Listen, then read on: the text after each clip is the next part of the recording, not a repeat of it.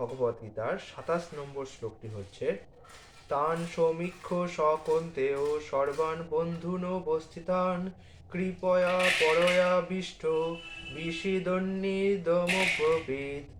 এখানে বুঝতে হবে, অনুবাদ বলেছে, যখন কুন্তিপুত্র অর্জুন সকল রকমের বন্ধু ও আত্মীয় স্বজনদের যুদ্ধক্ষেত্রে অবস্থিত দেখলেন, তখন তিনি অত্যন্ত কৃপাবিষ্ট ও বিষণ্ণ হয়ে বললেন। এবার অর্জুন সেটা কি বলে সেটা আমরা আগামীকাল ২৮ নম্বর শ্লোকে দেখব।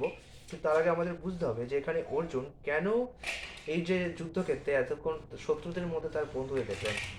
আমাদের বুঝতে হবে ভগবান কিন্তু ছলনাময়, মোহময়।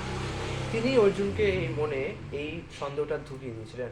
তিনি ২৫ নম্বর শ্লোকে বললেন না, উবাচ পার্থ পশ্যেতান ও সমবেতান ও কুরুনীতি।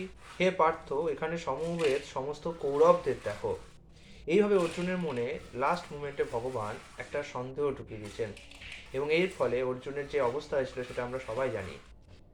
এবং তার ফলেই আমরা বিষাদ যোগ থেকে আস্তে আস্তে সাংখ্য যোগ এবং আরও অনেক যোগগুলিকে পেয়েছি ভগবানের দ্বারা দেয়া। যাই হোক, আমরা আগামীকাল ২৮ নম্বর শ্লোকে অর্জুনের উবাচটা দেব, এবং এটা খুব গুরুত্বপূর্ণ, কারণ এই শ্লোকটাতে অর্জুন প্রথম কৃষ্ণকে বলছেন তার মনের অবস্থা। প্রথম অবস্থাটা এখান থেকে শুরু হচ্ছে, ঠিক আছে? এবং এই শ্লোকটা খুব এই জন্যই ইম্পর্টেন্ট, কারণ এই শ্লোকটা আমাদের নিজেদের জীবনের সাথেও অনেক মিলে যায়। অনেক সময় এমন এমন অবস্থা আছে যেখানে কাজ করার সময় আমাদের মনটা অর্জুনের মতো হয়ে যায়, যেরকম অর্জুনের অবস্থা হয়েছিল ২৮ নম্বর শ্লোকে। আগামীকাল তাই এই শ্লোকটা অবশ্যই খুব ইম্পর্টেন্ট।